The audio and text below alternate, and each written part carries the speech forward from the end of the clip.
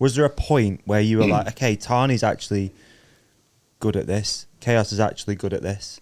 I swear they all thought I was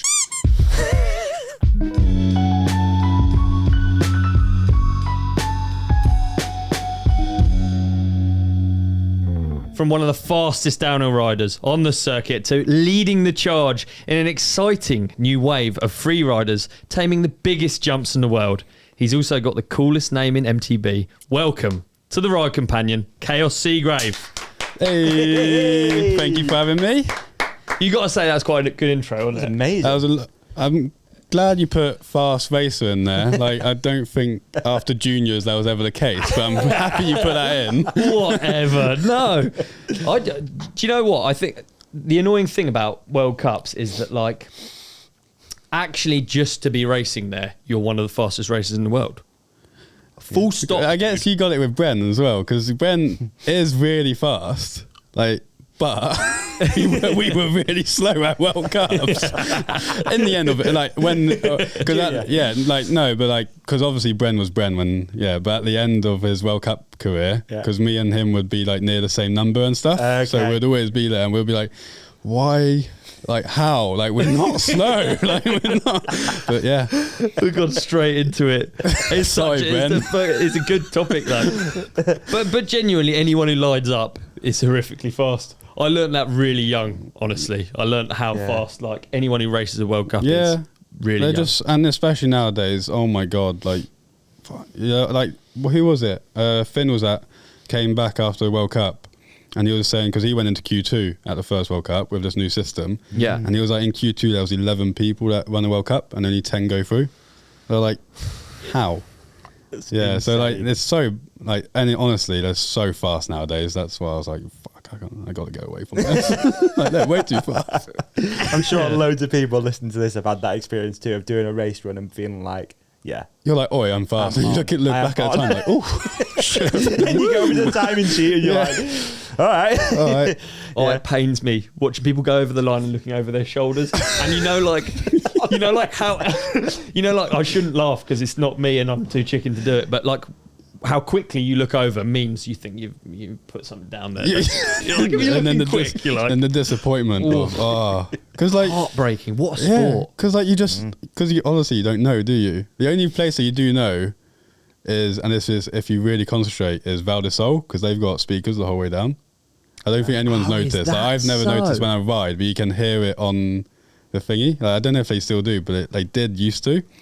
But like you don't know how well you're doing, so you're like, oh my God, I've hit this section well. If you do it the whole way down, you're like, come on. And you just look back and you're like,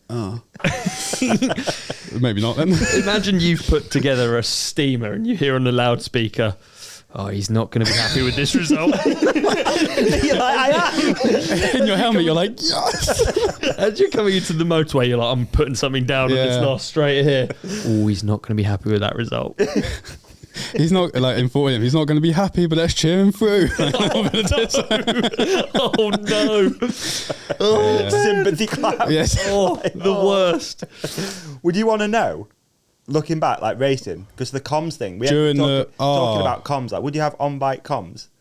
Do you think it'd be good or not? Didn't someone have, I swear, one of the Frenchies, like, had I swear, at one of the races, like, back in the day, I swear they had like a board or something, or like if it was green, if it was red. I can't remember who. That's kind of cool. But like, imagine if you're riding well and you just see red, you're like, oh, fuck off. What do I have to do? Like, I thought I was going brakeless down there, but apparently not. Yeah, it's interesting, isn't it? Because whether it would be helpful or not, it's like a psychology experiment. Yeah, it is. Someone talked about the idea of having red or green on the rider's back as they come down, so you've got like live I think updates. That might have been me. Well, they want to do. Don't they want to do thingy? That's right. Yeah. They want to do Ghost, don't they? Oh, really? What, on the TV? Yeah. Ooh. That would be insane. Imagine just having. Well. Yeah. Imagine just having a Ghost rider in front, so you can see. You're like, oh, he's going out the back now. That would be kind of cool. Well, I mean, it's horrific. It's like, sorry. It's like if I followed you down a track, it's sort of the same feeling, isn't it? Just watch someone disappear into the distance. Like, That's why I ride with all my mates. I go to the Davi and stuff. I'm like, oh, I'm actually not too bad. Then I go somewhere else. I'm like, oh my god. But like F1, you know when they do the qualifying lap, and they show the pole sitter and the guy in second. You know how they do the ghost. Imagine having that in downhill. There's just a go or like anything. You see Amory and Louis just ghost riding next to each other. It's not a bad idea. I mean, yeah, a lot of people talk about the broadcast, so it's definitely an added thing. I don't know. It'd be kind of so interesting in it because at the pointy bit, at the really the fastest races, I feel like there's not nowadays. There's you think the tracks just be level. Well, the tracks are so they're finishing so close that they would, and the tracks are so fast that there's not really like a visible difference almost. They'll be on each other, won't they? Yeah, because there's point. Like, you have to be fast everywhere. If you're going to go anywhere near that top 10, you have to be fast literally everywhere. There's not like, oh, well, I have this triple that no one else has seen. Yeah. It's not like that anymore. Well, you got like 6. Now the teams have like, well, I'm exaggerating with 6, but you know when you just say 6. But, they've got like 2 or 3 people, haven't they, just doing lines all week. Yeah. So, you know, like back in the day, you could be like, oh my God, like you see Sam Hill do an inside in the live stream. You're like, well, you can't really, apart if it's a massive line, then obviously maybe you can try and hide it. But I feel like the one at Hardline, the inside at the end of Hardline Tassie. Yeah. Because we were looking, I crashed in the week, so I was just like on the track, like filming and stuff. And I filmed one of the Aussies do it, and then I showed Fricks because I was there with Fricks and stuff. And I think his filmer, and we were there just showing him, and we're like, oh shit, like you can do that. And that was literally like an hour before practice. Oh really? Before finals. And then, well, Jackson saw it on the live stream, I think. That's so impressive. Yeah, so that's what was cool about I think Jackson, I swear, I can't remember, but I swear he said he saw it on the live stream, and he was like, well, I've got to do that. Whoa. Like, I think he saw Troy or someone do it, or Connor, and he was like, oh, well, I think I've got to do that now. So was it being whispered between friends before? Like, did you tell anyone? I told Fricks. Yeah. Because I was like, go on, Fricks. I was like, I'm going to hide that one. Yeah, because I was just with Fricks the whole weekend. So so we were just like, oh, let's do that. And then I swear a few people did it, like the Aussies and stuff. But I feel like at a World Cup, Hardline is still not too bad because I only went up there because I was with the filmer.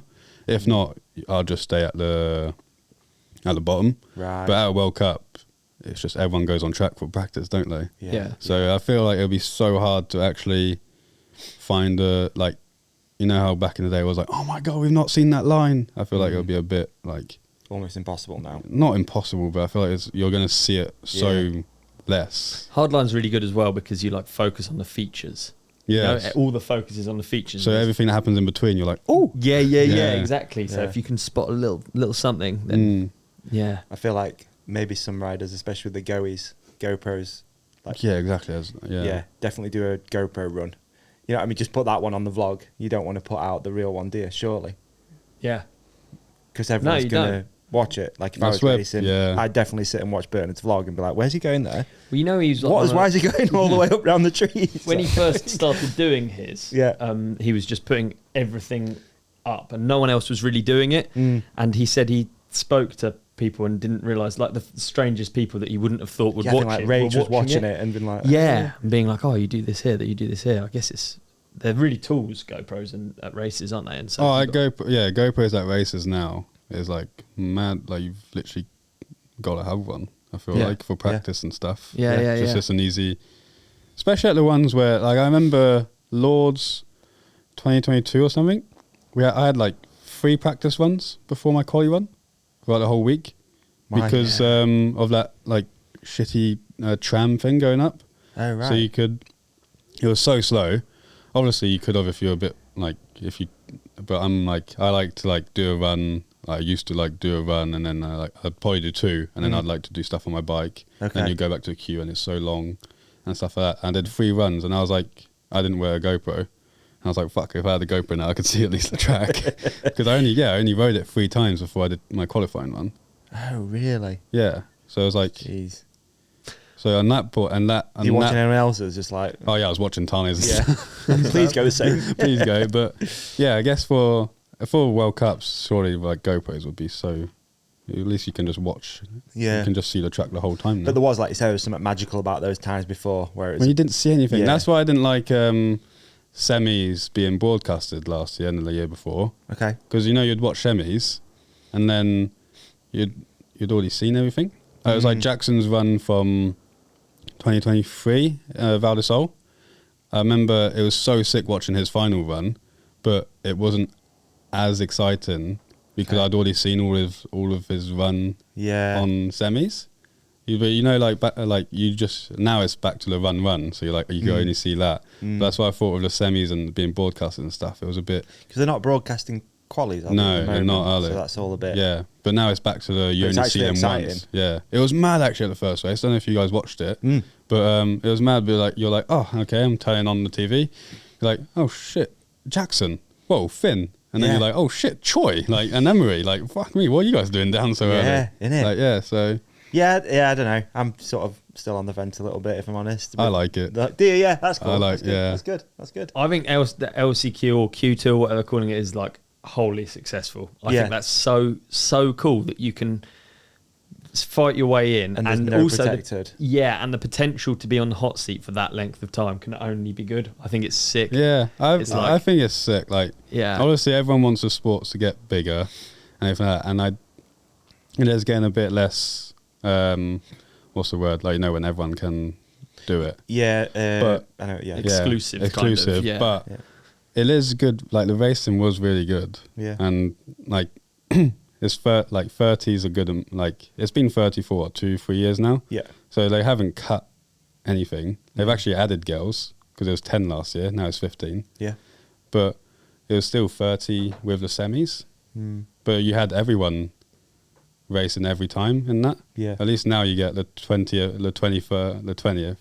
I know you get there still really fast and you still probably have real fast, but then I know it's 10 after.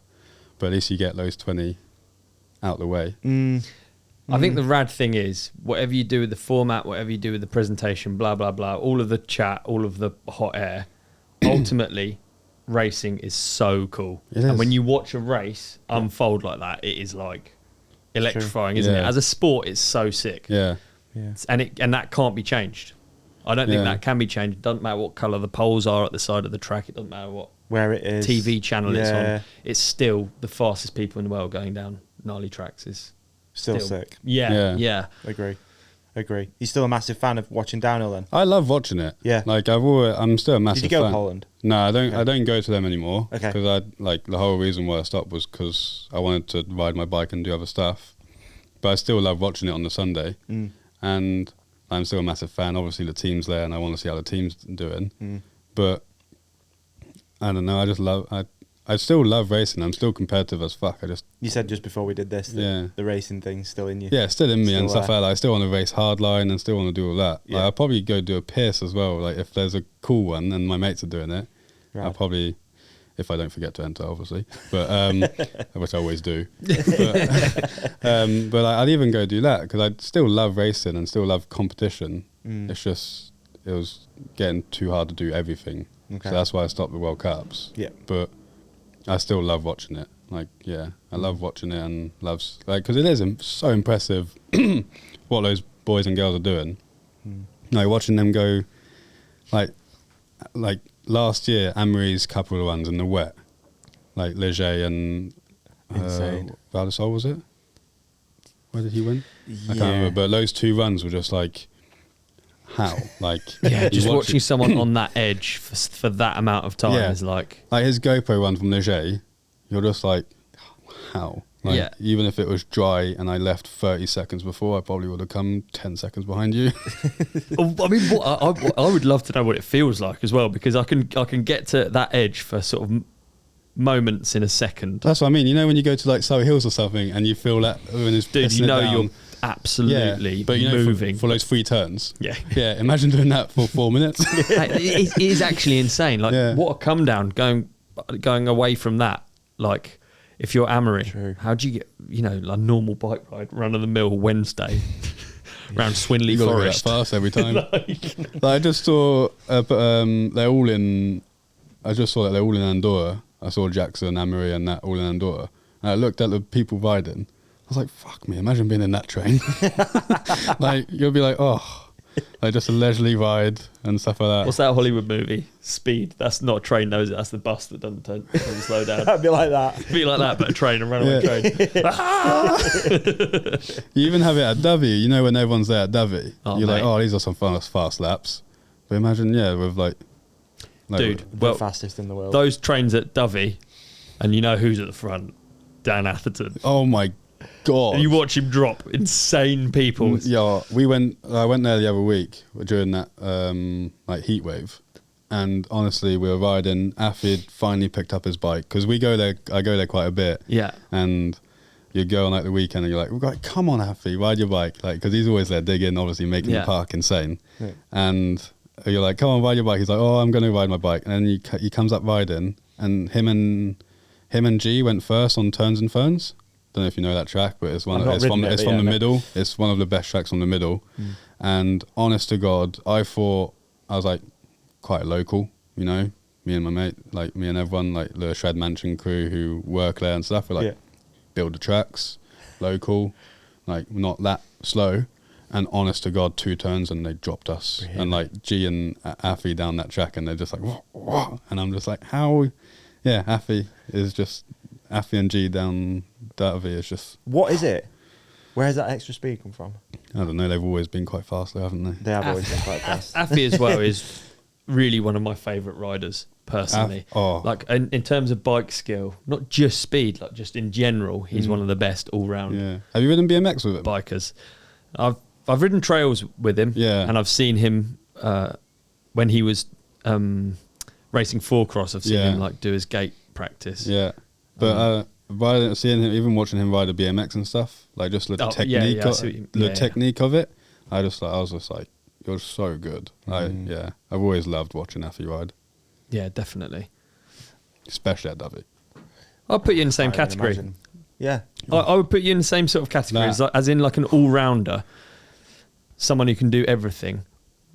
Which is why I think this is actually a good question. What did you actually start doing? Because downhill. from what that's not clear from what you've ended up doing. No, I honestly, the only thing I did until I would say 16, 17, only thing I did was go to Plenty or go to a downhill track and just go try and go as fast as I can. Just go down the hill. And it's when we moved to the UK, I was still like, right, I want to start World Cups and stuff like that. So I was still like in it. But then, like with the mates I had, and then it's a lot more sessiony in the UK. Like, you know, you can just build a jump or build some turns and you just session. And like because in Plenty, it was just like, you just went to the lift and got a lift up and then just tried to go as fast down with like it was with my sister. Yeah.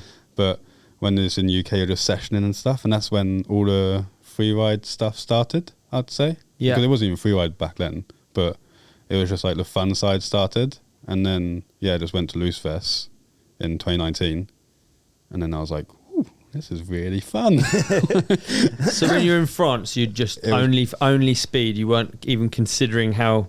I always liked having fun. And I'd always try and like throw a whip and stuff, but never in my wildest dreams I thought I'd be spinning or flipping a 90-foot jump at Darkfest. Yeah, like, that's how interesting. Just race focus. It was just race. Yeah. Like, honestly, my dream was to be world champion. Like, went out the drain. but yeah, my dream was to be world champion. Like, because we had like because we had a chalet in Morzine. That was what my mum did as a job and stuff. And then we had the CRC lot come. We had we just had we had many of the teams. Brendan came. I can't remember what it was when Brendan came on, like ages ago. I think he was still on Specialized or something. And my mum called him something other than Brendan, and me and my sister were just like, oh my God, she just called Brendan Fairclough a different name, fucking hell. Like, we're like, oh my God, sorry. But yeah, it was literally just downhill. Sorry to interrupt you, but just as a quick overview, because I've heard this story from your sister a few times about how you ended up being there with these athletes coming to stay with you. So what's like an overview? How did that actually happen? How did you end up living Morzine, right? Morzine. Yeah. I think so. From Croydon. Yep. And they would all, like, my brother's like 9 years older than me, so I'd obviously already done all of that with my brother, like living there, and they'd obviously left from there, like born, like from there their whole lives, and I guess they just didn't want. This is your parents who just fancied a like change. honestly, they didn't have, like, they weren't. They'd obviously decided to get, but it wasn't like the easiest back then. Like we weren't like we didn't have much or anything, but and then I remember we went to Wales in Leger. Okay. And then, or the year before, something like that. I can't remember. So just spectating, Because I was like three or four, so I don't remember much. Okay. But come on, we need details, dude. yeah. Fuck, I Who won? but, I remember them just going on holiday and then being like, because it was cheaper back then, wasn't it? It wasn't like this was like 2002, 2003 that we're talking. So outside of Morzine, there was a house, and like, so they went to Leger, and obviously they're like, well, fuck me, this is amazing. This isn't Croydon. And then they're like, well, they're like, shall we? I guess they started to think like, oh, what about here? Because they were already starting to think of moving out of Croydon, I think, because they didn't want us growing up there, like they did, and like my brother was growing up, I guess. And then found a place, and then we had like the middle bit. Underneath there was an apartment that we just rented out to people, so that would be people if they'd come.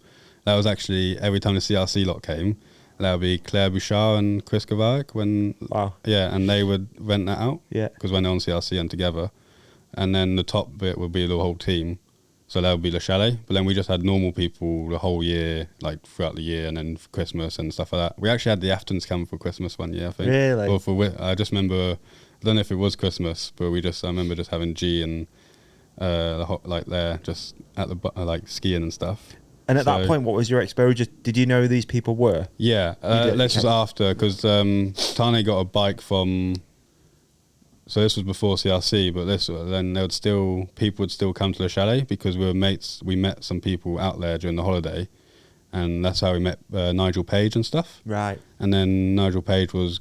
Back then he was going out with Vanessa Quinn, and that's who gave Tahnee her first bike. Okay. I think I'm correct. Mate, it's so insane. It's like that butterfly effect. Yeah.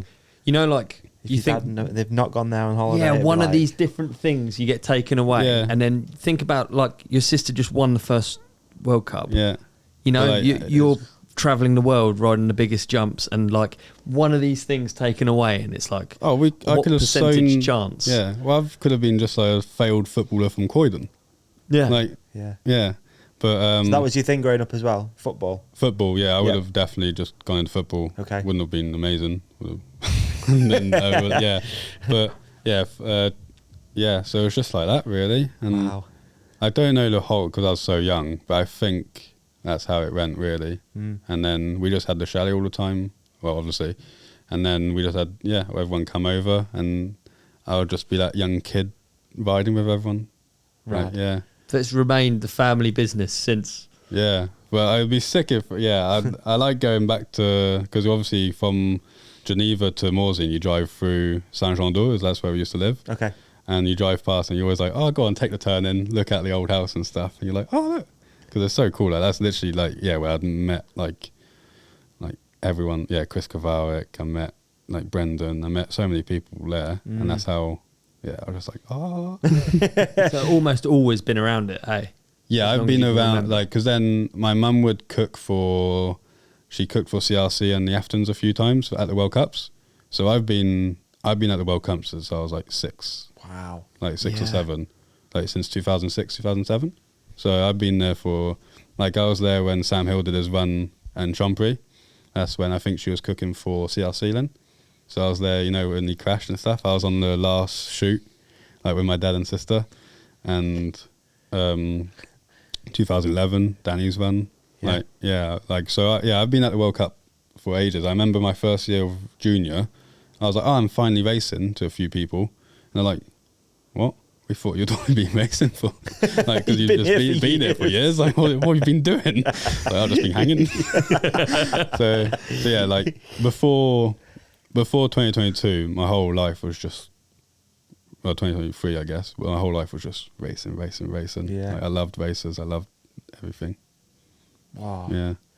Amazing story. That it's so cool. Like again, yeah, reflecting on what you said, that butterfly effect of if you just not met a few of those people, Paige didn't come that day, like because obviously be a totally different story. Because my brother, did he ride or not? No, that's what I mean. That's what because Vanessa Quinn and then gave her Tahnee her bike. Yeah, and then I think that one got stolen from our garage. Like got stolen. It was mad as well because I think there was still people staying at the chalet at that point. Okay. They went into the garage, but they just stole the baby blue Intense. Ugh. Like not all the other bikes, just stole that bike. And then I think Len Intense helped out, or I can't remember. Yeah, I think Len Intense helped out, and then that's how this thing with Tahnee and Intense started. But that's from Vanessa and Nige, like so. But like, yeah, it's just mad, That's really. insane. Like I played, yeah. What's it like growing up with Tahnee though? Like, was it competitive? Yeah, quite competitive. Yeah. But I was saying it was because my brother, he stopped riding. Yeah. Because he is too expensive for, I think he broke a Mecha one day and he was like, well, I can't buy a new mech. Wow. And like, he was like that. And we can and then. We got out good that mechs are like 900 quid now, aren't they? But that's not even a joke. Dude. That's the but you know what I mean? Like, we just didn't have, so he that's why he doesn't ride because we weren't sponsored back then and it was just too expensive. So, So he doesn't ride. It's just me and T that ride. Does he rip? Who? My brother? Yeah. No. He doesn't. No. I don't think he's touched the bike since that day, probably. Oh, really? Yeah. Nah, he hasn't, yeah. No, he was a footballer. Okay. Like, but then knee problems and Yeah, stuff yeah, like that. yeah. But yeah, he just did biking because we did. And then he stopped when he was like 12, 13. Right. Because I was like 4 or 5, I think, like that. Gone. What was it like? Was it like a real obsession, the both of you riding in plein air? Was it like intense? Were you just riding the whole time for a purpose, or were you just having fun? No, it was always just for fun. Like, it was just sick. Like, the best day, me and Tahnee still say it, the best day that we've had was like just pissing it down, and you know, like the Morsing storms, and like we were just on plenty, and you were just riding those steep tech at the bottom, and just couldn't get us off the hill. And that's what I just remember from I like probably had so many shit days, but all I remember from Morsing, from my time living there, is just laughing, having the best time with Tahnee down plenty, because it was honestly just that. Like in the summer, we would just do that. So good. Yeah, like obviously. So cool. What did winters look like? Skiing. You just ski, yeah. Yeah. Okay. So you didn't come home back to the UK? No, because we moved. It was there. like we sold. So my mum and dad sold everything in the UK. Yeah. And then we moved to France, and now it's the same thing. They sold everything in France to go back to the UK. Right. Okay. But winter, because I didn't know what I was going to do until I was like 15, 16, because skiing was. Technically, I'd skied way more in my life than biking. Yeah. Because biking, you'd only do it for 2 months in the summer. Yeah. If not skiing, you'd do it when there was snow back in the day. When there was actually snow, you could ski for like 8 months, like not 8 months, but like quite a long time of the year. Yeah, bigger season. Yeah, way bigger season than mountain biking, especially in Morsing. They've only started to do bigger. It's even a short season now in Morsing, isn't it? Like it's only. So I'd do way more skiing than biking. Yeah. It's like Didn't fancy going down that route? Nah, No. I did. It's a slippery slope. Yeah. Hold on. I Set it up. It was basically the same with skiing. To be fair, I started racing. Did you? Yeah, I started racing, and then moved to moguls, and I'll do then your after knees. no, it wasn't too bad. Really? But I did moguls for like 2 or 3 years, and then I was like, right, I'm all good. Right. Yeah. Yeah, I just wanted to, because then we knew we were going to move back, so I was like, for the last winter, I was like, I just want to actually skiing for me, not go skiing to a ski club every time I need. You speak French? It would have been quite hard growing up in France without speaking French. So you're completely fluent? Yeah. Oh, that's so cool, dude. I Yeah. never knew that. It's I always thought I'd lose it. But I've always been quite, like, with both languages. Like, if you'd ask me, like, what's this? I'd be like, if I'd been speaking French for a while, I'd be like, shit, what is it? Yeah. Like I'm like that in both languages. So I'd say I lost it. For me, I've lost it a tiny bit. But then if I speak to people, like if I go to my mates, like if I go to Tim's house and stuff like that, and if I meet their friends, they wouldn't know I'm English, which is a nice thing. Yeah. Because French people treat you so much differently. You reckon? If you're French. Especially in Morzine. Really, Jesus Christ. Yeah.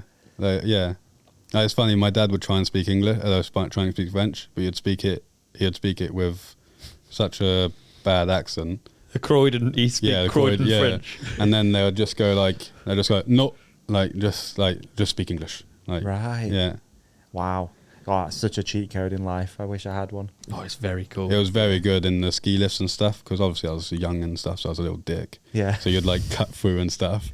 And then you'd have, if someone in French would moan, because I'd be speaking English with Tahnee and stuff, if someone French would moan, I'd just be like, I'm actually in the ski club, bitch.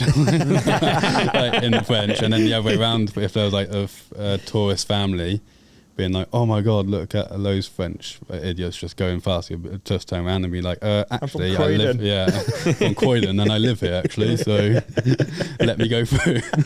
Now I'm like, oh my God, I was such a little dick just going through, being like, I'm in ski club, I can go through. Yeah, it's well good. Amazing.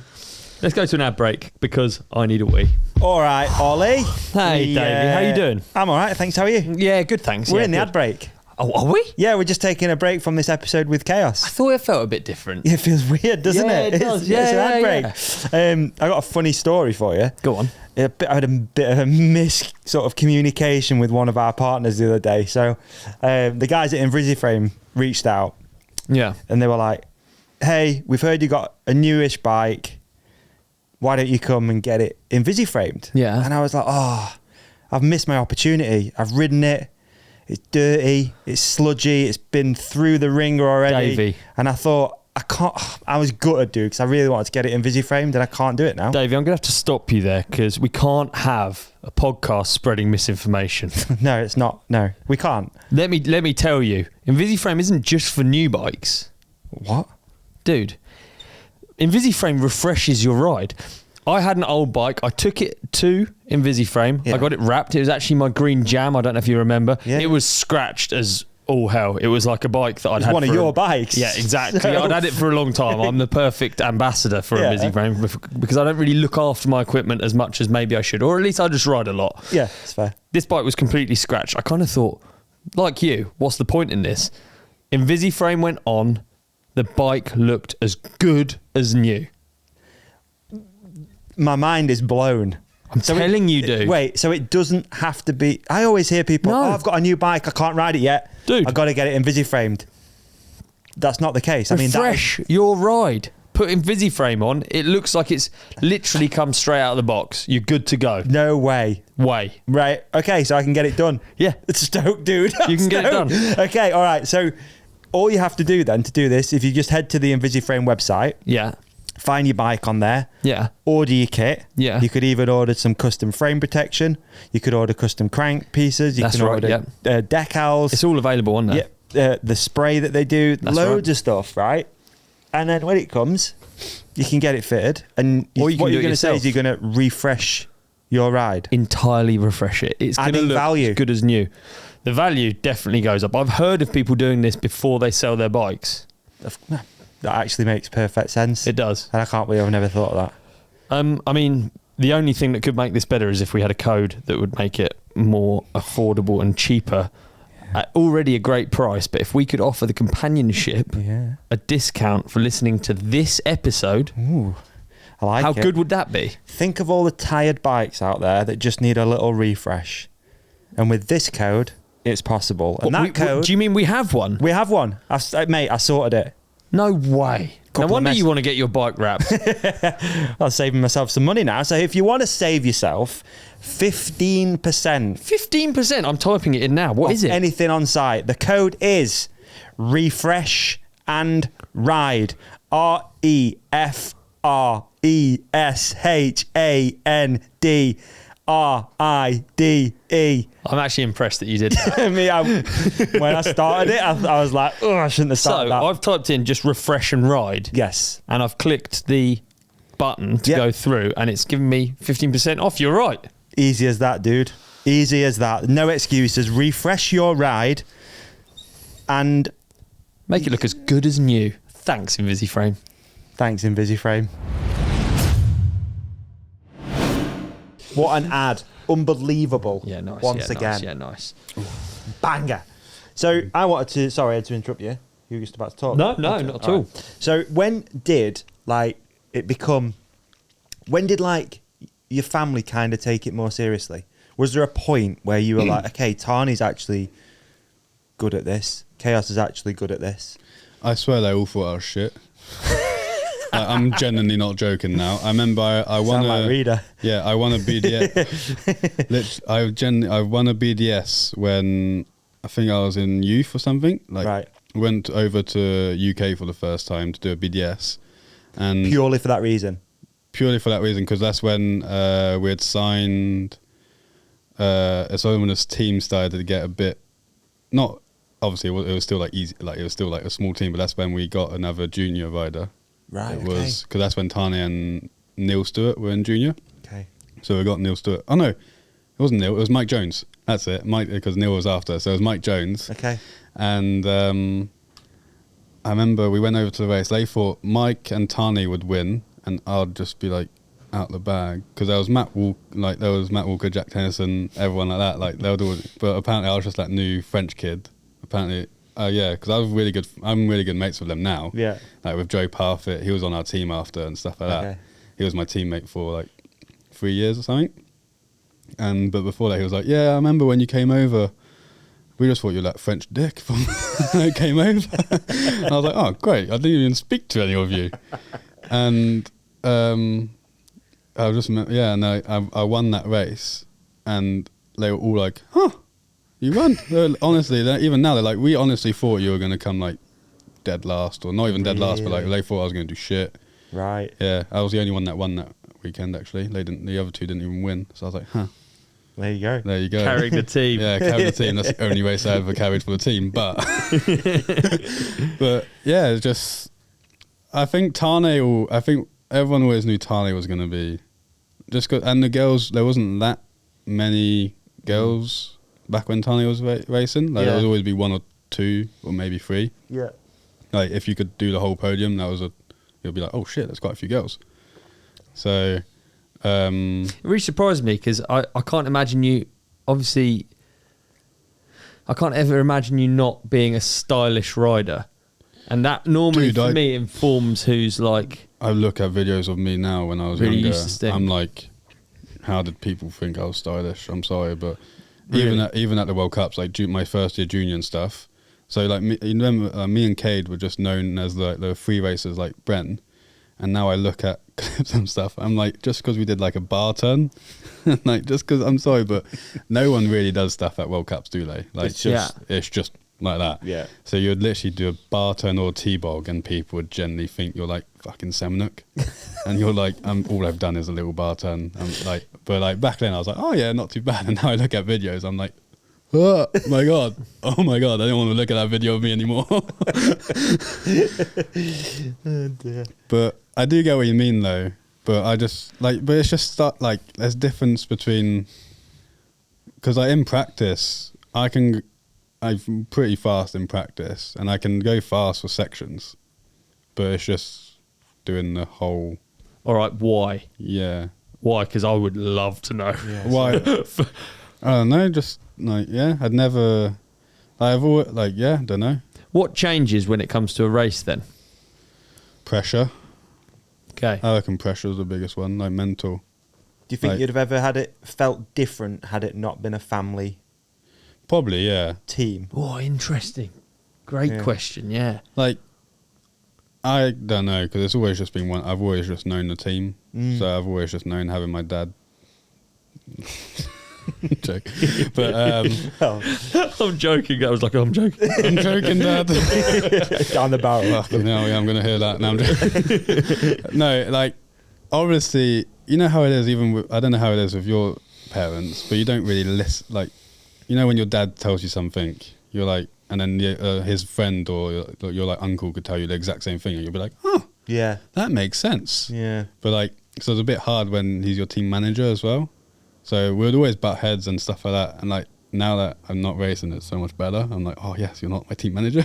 It's a super unique thing. Yeah, it was super, isn't it? Yeah. But there's not many examples where it works out that good. Like him and Tahnee have always worked perfect. Yeah. Like obviously they have lit, but like, yeah, I guess because Tahnee's always been very, like, she's been very professional.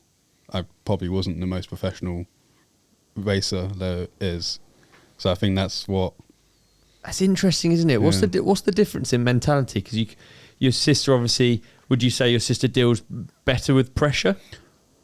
I would say yeah, definitely. But because I'm not bad at dealing with pressure, but it's just I wasn't the best mindset for racing.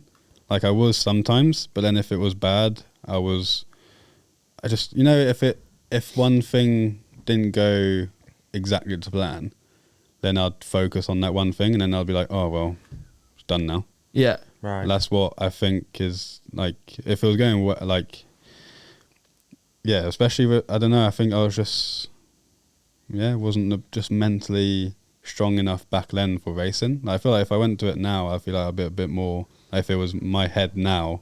Right, really, yeah. Like now I think I'll be way better. Okay. But just think back then I was just young and like just, I don't know, different. Like, and it was always hard just having, it wasn't hard, but it was always weird. Like you look next to you and there's Tahnee winning World Cups and everything like that. And then like, it's just, and then you're like, oh fuck, I feel like I messed up because when I was in junior, I'd be like, I'd come 4th or 5th and I'd be like, fuck, I'm just fucking shit, blah, blah, blah. Yeah, as your sister was, she older or younger, I don't know. 4 years older. 4 years older, okay, so she'd Yeah, be she was already Tahnee Seagrave at that point. Okay. And I feel like I don't know, I feel I'd put too much, like, on me personally. Yeah. I'd put too much pressure on myself and everything like that. It's so apparent that it's such a mental game, because it's like I think it. I mean, you said it first, but like comparisons between you and Bren, and it's like when you ride with yourself or Bren, you almost can't picture how someone can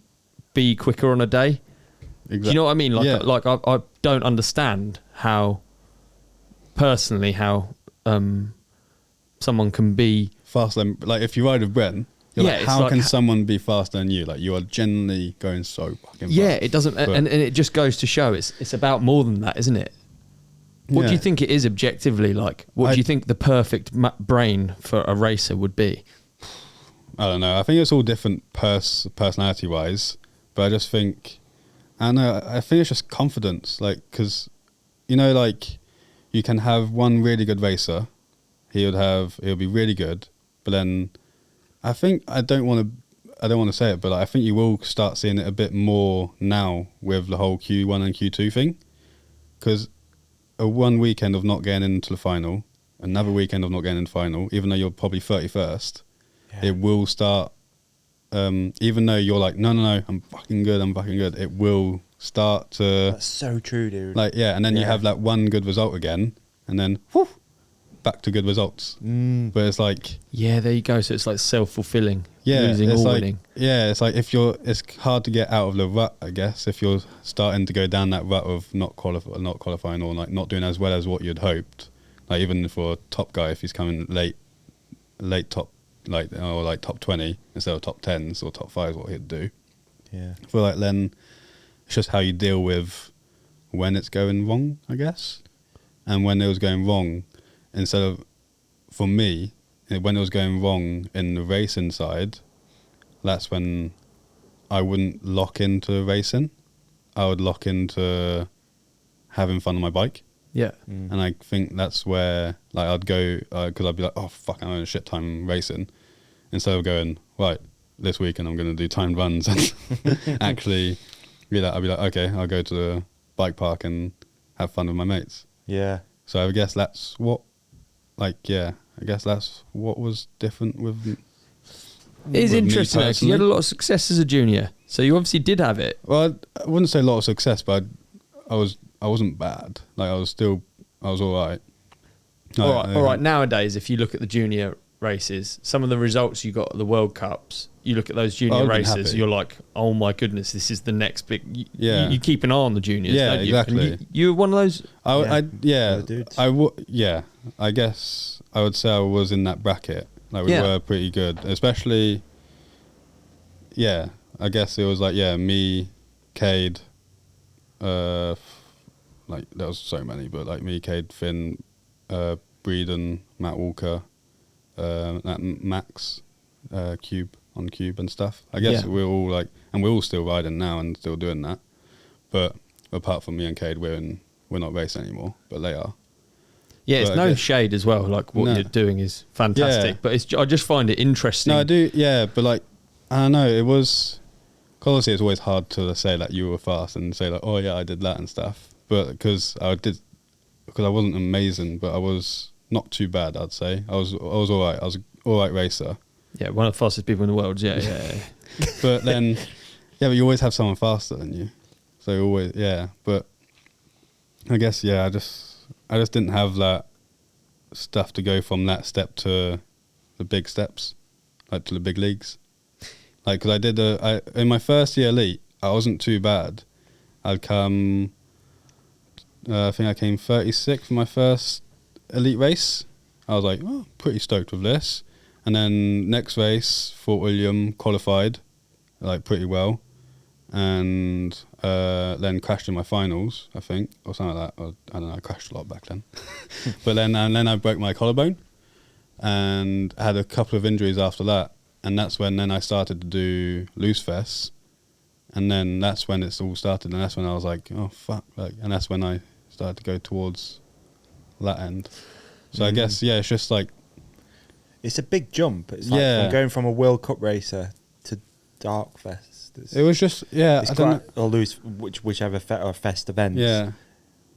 Like, have you had any experience with any of that before? No. Like, the biggest jump I've done was, like, Morzine or Chatel. Like, it wasn't, like, massive. Right. But, I feel like if you knew me and were on the team, then you'd always expect me to do the change. Okay. Ever since you saw me at Loose Fest, I think you would have been like, okay, he's not going to spend that much longer doing racing. Because I was always in that mindset before. Like, I was always watching the Fest series when I was younger, and I'd always be watching them. But I just thought you had to have started doing that to then do that. So I was just like sticking with the racing. Well, like, it's interesting because Loose Fest is Vink. Yeah. And Vink's had a whole World Cup career. Yeah. Like, no one ever really talks about it, but this dude's done many World Cup seasons. Yeah, incredibly I remember fast seeing him at the races when I was younger. Yeah. So I thought he was like the exception, wasn't it? He was like, because he was an insane builder and everything like that. So I was like, fuck, like Nico, like he's like the only, like, but then like all the others, like R-Dog and everyone like that, I just thought you had to, or even Reynolds and stuff, I thought you had to come from slopestyle or hardtails. Hardtails or something like that, or you had to be well known in them to then do freeride. So I was like, fuck, I'm just going to stick with racing and like try and do this because I wanted to ride.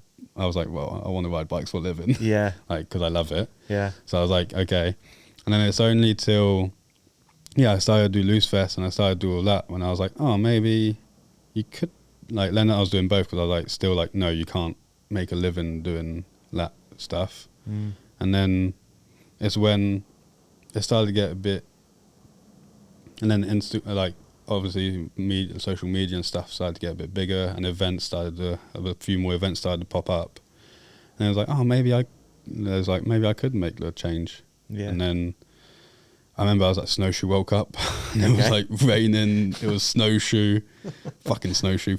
If there's any people from Snowshoe, fucking hate that, like that place, oh my God. Really, not a fan, no? Not a fan, not at all. And like, I remember I was just there and I went in, like, I remember the whole team was watching Love on Spectrum. We were just like there, we were all there, we were just watching that, and I was like, just walked in, I went over to Elliot. Elliot's like the athlete manager and for me, Tahnee, and like the team and stuff, and from other riders. And I just went over to him, I was like, right, I want to quit. Really? I was like, right, I'm stopping racing, I can't do this anymore. There was just a moment. Yeah, just like, I was like, nah, can't do it. Like, why is love on the spectrum important? Is it just because? Well, that's where everyone was. So I just thought, I thought I'd get the mood, you know. And Love on the Spectrum, it's an insane show. I love that show. Yeah. So yeah, I remember there was like him, Phoebe, Dennis. That's when Dennis was on the team, Luffman, and then Lotus there. And I remember I just went over to him. I was like, right, because Dennis already knew kinda, because I shared a room. Obviously, if you're sharing a room with someone all year. So yeah. And then I just went over to them and I was like, right, I'm done. I can't do this anymore. I'm moving to Freeride. And then we told our sponsors. I told my sponsors. And then, because I had my own, I've had my own contract with with a few of the sponsors. Yeah. Like back then it was Canyon and Fox and stuff. Right. And I just went over to them and I was like, right, I'm going to make the change. And then like, okay. We thought you had done it ages ago, to be honest. Really? And I was like, oh my God, can you not told me that? I wouldn't have stuck out with racing for the last couple of years. I would have just done that. Did it feel good when you got it? Yeah, does it feel like a relief? Like a weight off? Yeah, I did. Yeah. Like, because I felt bad at the end. Like, you'd have like people struggling to do racing and stuff. And I was just there because I was on the team and I would go because obviously people wanted like, and I know it sounds cheesy and it sounds bad, but generally people did want pictures from the racing, and sometimes the other pictures aren't the coolest. Okay. But you know, like there's a picture of people riding, and then you have like one person that does either a wheelie or even on a jump, you'd see a 1-footer or like a dog piston and stuff like that. I know it does sound and like it's nothing, but then for other people to have that picture instead of just every single picture as a squashing, it is good for that. Yeah. To have that rider and like, so I'd be like, oh fuck it, I'll just be that rider that just has fun and like tries to race but doesn't even. Okay. So your heart wasn't in it, kind of thing. No, for the last like 2 or 3 years, like honestly, it wasn't in it. What's the difference? Is the difference in the race run, or is the difference in like the prep? Or that's a good question. Like, prep. I wouldn't. All of it. I wouldn't like. I'd ride downhill, but I wouldn't ride downhill. Like, You're riding the bike, but not. Yeah, the riding the bike, and I'd do like 10 meters, and then we'd stop, and then be like, do 10 meters again. Like not 10 meters, but you know what I mean. Like you know when you go riding with just your rip mates. one corner. Yeah. And I wouldn't like the preparation, and even at the racing, I'd just like have fun at the races, and I just it was when then it just did 2 years of that, and I was like, right, I'm taking the piss now, like so I've got to just choose one. You really have to, don't you? I was in Morzine and Teo was there, and I was thinking, oh, we'll do some laps with Teo, and he's not doing laps, he's doing like race laps. He's like just doing as fast as he can. It's not like necessarily a fun selection of trails, it's one that mimics a racetrack, and he's going as fast as he can over and over. He's trying to get 5 laps as fast as he can or whatever in a day or in an evening or whatever. And if you don't do that, I guess it makes racing much more. That's what I mean, like so like Teo's still like, because Teo's really fucking fast, like he is, and when he does do a good run and stuff, he's up there, and he still does do like the full runs, like he goes out with Ronan and he goes out with everything like that. I just wouldn't do that. Like even, I don't know, now when I talk about it, I'm like, fuck, why didn't I just put 5 or 6 runs aside to just do that? But back then I was like, well, I either do that or I can just spend another 5, 6 runs having fun on my bike. So it was, now when I look at it, I'm like, oh, maybe I could have. But then I wouldn't, I loved what I did, and I loved riding my bike and just having fun. So that's what I did. And doesn't suit everyone, does it? No, that's what I mean. It doesn't suit everyone. Yeah. And now I absolutely love what I do. I just go out riding and have a sick time. Like I go to these amazing places and ride my bike in places where I thought I'd never ride my bike, like South Africa. Yeah. I'm literally in South Africa riding my bike. Like, how sick is this? Like stuff like that. So yeah, it's a win-win in both. Like obviously I'm quite gutted it didn't turn out how I thought it would, like when I was younger, but I love what I do, and I just can't, I wouldn't change it for the world. Like even if you said now I could go back into, like if it was like, you know, like the red or blue pill, and it was like go back and like all your like and you'll become a racer or stay, like I'd stay with the free ride and how it is, because it's just so much fun, and I wouldn't change it for the world. From the outside, it seems like it's a good time for for you as well. It seems like there's a load of events that really suit exactly your kind of rider. Yeah, like I love it, and I don't know, I can't get enough of it. Like honestly, you do Darkfest and stuff, and you're just like no matter how many times you go there, no matter how many runs you do, every single time you do a T to B, you have the same reaction. Like no matter how many times. Like I've been there since 2020. Yeah. And every single time, even this year, you finish a run and you're like, obviously now there is some runs where you add a few tricks now and stuff like that. But like even the runs where you're just not chilling because you can't really chill at Darkfest. Like, because if you chill, you crash. Yeah. But like even the runs where you're just like you're like, oh, I'm just gonna use MSL trails this time and just do it like that. Even the runs like that, you land the last jump and you automatically go, oh my God. You're like, why did I just do that? I've done this so many times, but you still land and you go, oh my God. Like this year I did the course preview with a few of the others, with Ramsey and that. And like I've already ridden the line for 5 years before, but for some reason I did the course preview, one of the first ones, and we were like literally jumping in the air being like, oh my God. And it's like, well, I've already done this line so many times, but just the feeling of it, it's just like you can't get the same. You can't get that from a World Cup track. No, definitely not. No. Maybe if you've just done a run like Bruni or someone, you'd have to be winning to get that. Kind of. That's what I mean. Like, or do a run which you're really happy about yourself. Because like sometimes I would do a run, and when I was racing, you would do a run, probably not the best result, but you're like, well, I've done the best I can. Like, so I just like, that's what I mean. I was more disappointed in the racing when you do a run and you're not stoked with it. Like, I'd rather do a run that I'm stoked with and come not as good as if, I know it sounds weird and like, but like, I don't know, I like riding how I know I can ride, if you get what I mean. Yeah. Like, and it annoys me when I don't. Yeah. Like, yeah. So I'd rather just ride how I ride, and if that's how, well, now I don't care because I was slightly sorry, just going back a tiny bit. I just got to get this thought out because I kind of find it interesting.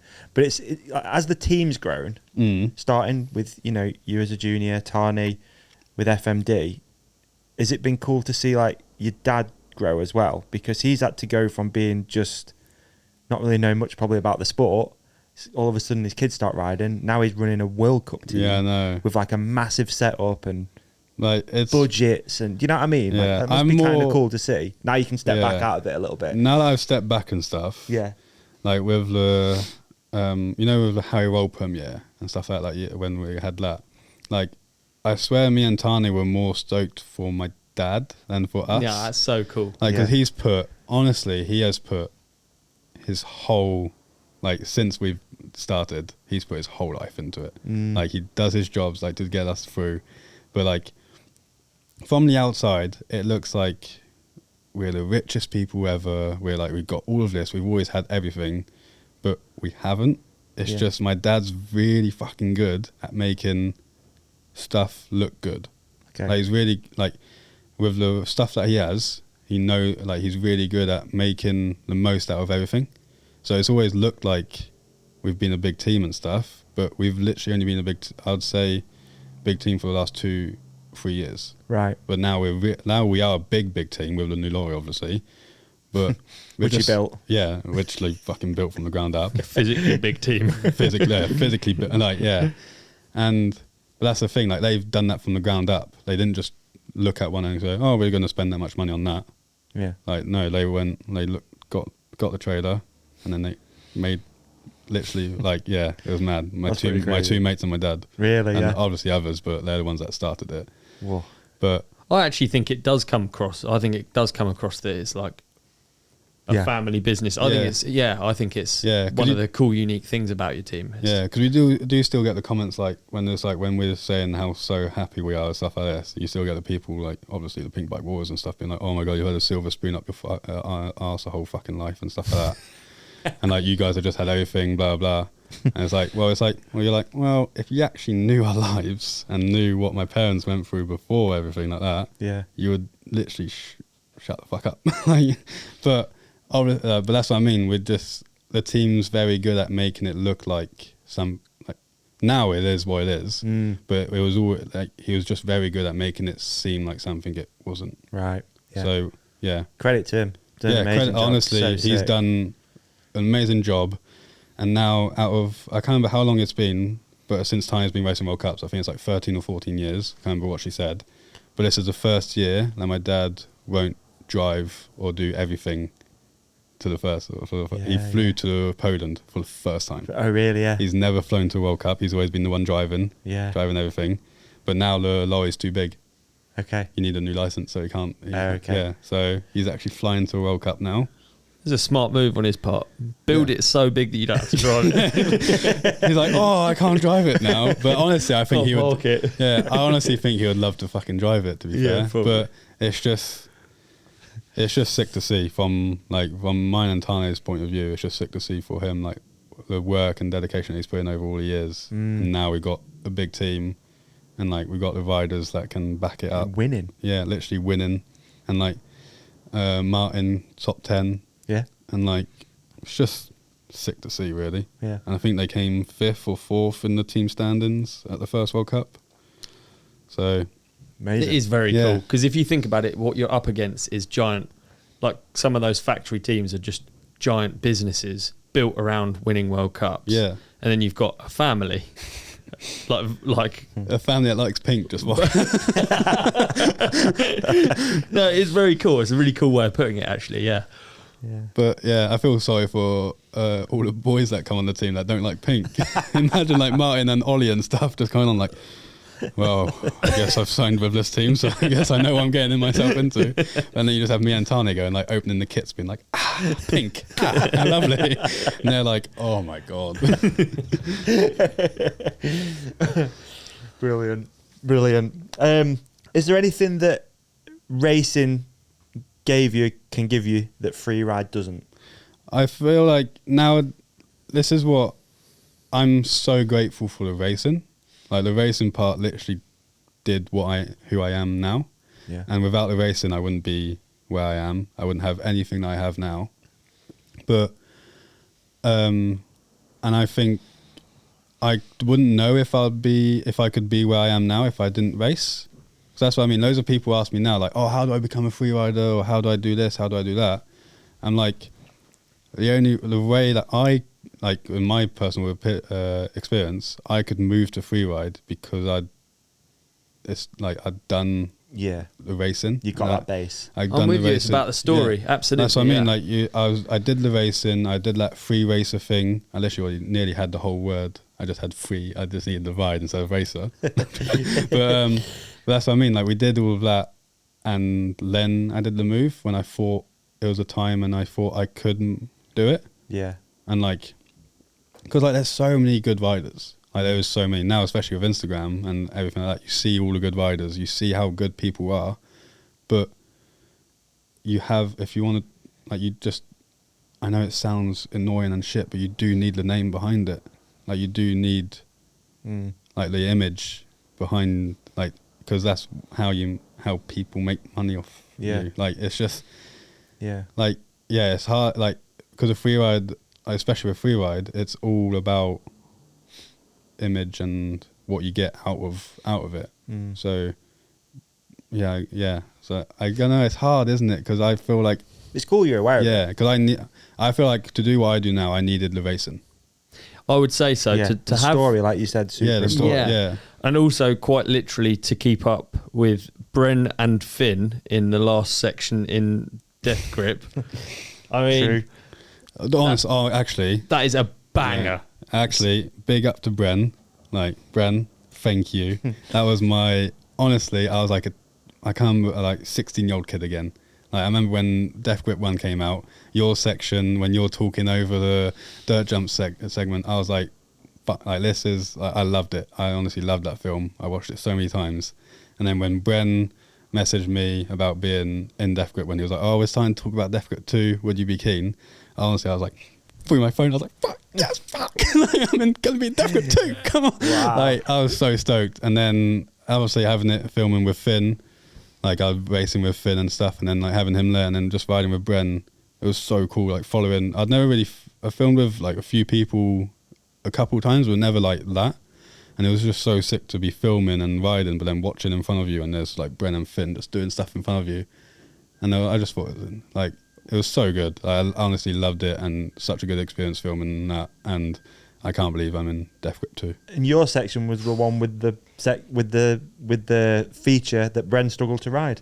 Isn't that right? Wasn't there a step down? Oh yeah, there's a step down thing. He absolutely hates get it. That in. We were like, yeah, he's gonna love that thing. Like I remember we were right, and like even like Siegs, everyone actually, we're all like, oh my god, Bren, you're literally Brendan. Like, what are you doing? And he was like, no, I can't do it. He was like, just cut me out of the shop. Just have them two.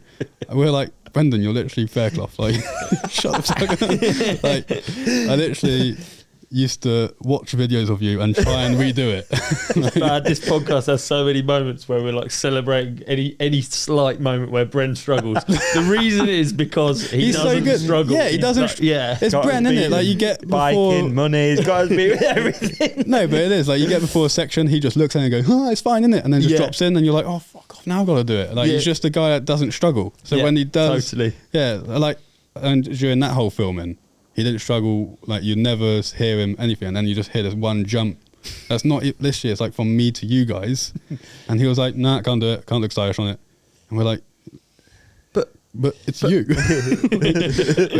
But honestly, Deathgrip 2 was amazing. Standout section. Yeah, that standout was shot as well. I'll be honest. That was like a shot of you with the. It actually makes me have goosebumps. The premiere to me, that was the first time I saw it, and the fact that was the last section, the music, and the slow mos, and the 1 foot moto with Madeira. Like that's the thing as well. Shooting that section and the top on those top jumps, you're just like looking in front. And you know, do you ever feel like with Madeira, it looks like it's uphill? Yeah. Mate, absolutely. We've had massive discussions about it. The sea looks uphill everywhere you go, and it's just like mad. And I was just like, "Fuck me! I'm literally. How am I filming here? You're in the movie. Place? Yeah, in the movie. You're literally in the movie that you've watched. It's bizarre because we were the last segment filmed as well. Like we only filmed like a few months before the premiere. Yeah, I remember, and like it had been like because it was such a like I think it was like 2 years. All in all, not all in all, like it was longer than that, but 2 years for our section, like because there were so many places that fell through, so many like. At one point we were going to shoot in South Wales, and I went to Brent and I was like, "Oh yay, South Wales! Like, I can drive there. Yeah, I can drive there. Cool." Everyone else was like New Zealand and everything like that. He's like, "Yeah, we're going to go to South Wales." I was like, "Fuck off!" Like, oh my god! And then he was like Madeira. I was like, yes. Like, but it was just. Yeah, it was an insane, like, honestly, and on the last segment, like, last seggy, like, I remember watching the first one, like, last seggy with Semnook and stuff. I was like, oi, come on, the last seggy. But, and the music, like, we were just listening to that. It came on in the drive, on one of the drive homes one day from shooting, and then they're like, "Oh my God, shall we have this?" You know how Siegs is with a song. He's like, "Oh my God, shall we put this on?" And then it was like, when it came on, I was like, "Oh my God, they actually did use this song." And I was just like, I couldn't have been more stoked. Wow. Yeah, it's mega cool.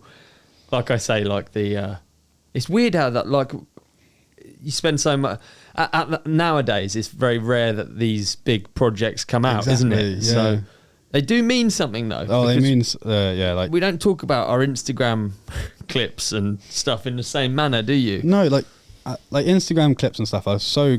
Like they're cool and everything, but they are just Instagram clips. Like that's just to do it. But like edits and even edits, like edits are sick, but like it's just different doing a 4-minute edit and being involved about a film. I don't know why. It's exactly the same. You're riding. You're there with the same filmers. Like I've shot with Siegs so many times. Like you're there, but for some reason you just.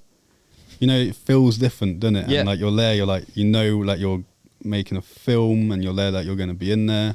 No, mate, I think it's completely it because it used to be like, you know, I'm going to sound old, but like you're being picked to be in a magazine or you're being picked to be in a movie. It's not like so you've worked on a lot of projects yourself. Yeah. That is quite different to like being in. Oh, way different. Yeah. But that's what I mean. Like, but when you're, I know, but when you get picked, and especially by a rider that you've been looking up to your whole life, you're like, oh my God, yeah, like, you picked me. And then, yeah, like, I really hope, and it does seem like it a lot, there is going to, I reckon in the next two, because they take so long to make, I reckon in the next, 1, 2, 3 years, I think you'll be seeing a lot more, not a lot more, but a few more longer films. Hope so. Hope so, because they're so, like, I love it. And like, I just think it's so cool. And yeah, like the boy, like, you know, when does the trend end? When they like the Hunter Paul and Matt Begg, and now they've just started, like Vale Link, and we watched one when I went to New Zealand, and it was like Life Above 1,000. It was them living. They had this house at the top of Goblet, like it's called Gobblers. It was at the Coronet Peak. Yeah, I remember because I stayed there 2 years ago. It was the coolest thing ever. They were just all their mates, and they just riding Coronet Peak all the time, and they made a 20-odd minute film about it. All right. And I was like, I remember they had a premiere for it, and I remember just watching that. I was like, fuck, this is just so good. Like, just having, I reckon I want to make one as well. I was going to say, you've done Unhinged. Yeah. Is that you could? I reckon I might make a long. Expand I would love to. So I think I'm going to, because obviously you know how it is. It's expensive. It's everything like that. So just try and find the right timing for it. Yeah. And then I'd love to, because it's so rewarding. Like, it's like you just do it, and I'd love to make something. Like, obviously, because we made edits and stuff, like me and Simpkins, we've made like edits, and I've been in edits before, but even just being part of one Seggy in Deathgrip felt so rewarding, and I'd love to make a whole, like, just have, like, when you're like chatting to Bren and to Clay and Siegs and stuff, like, they're just like, yeah, like, we made this, blah, blah, blah. I'll be like, I want to talk like that. I want to be like, I've made this, and yeah, so. How involved do you get with the creative side of it? With like your edits? With our edits? Yeah. A bit. Yeah. But I do like leaving, because I film quite a bit with Joe Simpkins, and I do love filming with him and letting him do his thing, and then you like Vol 1, Vol 2, and then you just give your inputs and stuff. Okay. But I do let him do his side, because it's like a collaboration, isn't it? Like, when you're there, he might say, "Oh, do you reckon you can do that?" And I might say, "Do you reckon you can do this?" Like, so I tell him, "Oh, can you go that angle?" And he says, "Oh, can you do that?" But after, like, at the end of the day, I still do what I do, and he does what he does. Yeah. So I like he's not going to tell me how to ride my bike. True. And I want to see what he's done, and then go from there and like make it both of us, not just, because it's not just mine. Yeah, it's like a collaboration with the filmer. So I don't want to go there straight away and be like, right, you got to edit like this, you got to edit like that, blah blah. I think that's what Deathgrip has gotten right, because you're watching it for the Clay and Siegs. That's what I mean. Like, as much as you're watching it for the riders, you're watching for the artistic.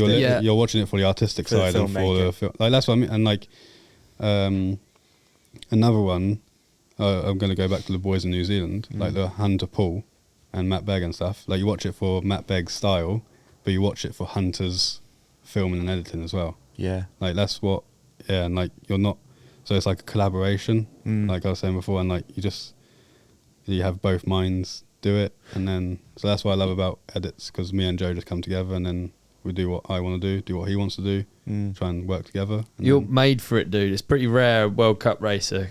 You know, when you think about it on the whole, it's pretty rare you get obsessed about lines and about not braking and all of these things, and then it's a very different world to think, well, this shape I'm doing off this jump will look good from this angle, or like, you're so picky, like I am, like that's the thing, and that's why I don't really like filming with people, and like, you know, when you got to do like shoots and stuff, like, I don't mean to, like, but it's I love doing shoots and everything like that, but I like having people I've already worked with. Yeah, because like, I like Seager and stuff. Like, I know I can tell Seager, and I know Seager knows a lot anyway, because he's filmed with so many people. But if I did hate something, I could go to, like, and that's why I love filming with Simkids, because I'm like, don't even try and film me from there. Okay. Like, if I'm doing like a dog pisser and he tries to shoot me from an angle where I'm like, I know that looks shit. Like, yeah. So. And like, sometimes I feel like you can see it with the edit sometimes when the people don't really know each other. Yeah. And that's why I like knowing the person and having a, like, not connection, but like having, like a connection with the filmers, then you can work together. And ultimately only put out good stuff. Yeah. And not stuff like I'm going to be like, well, fuck, I didn't want that in. Or like, I knew I was going to look shit on that. It just, some people are really, like, definitely I was one of them. It's like early on when you're a kid and you're watching these things, you really pay attention.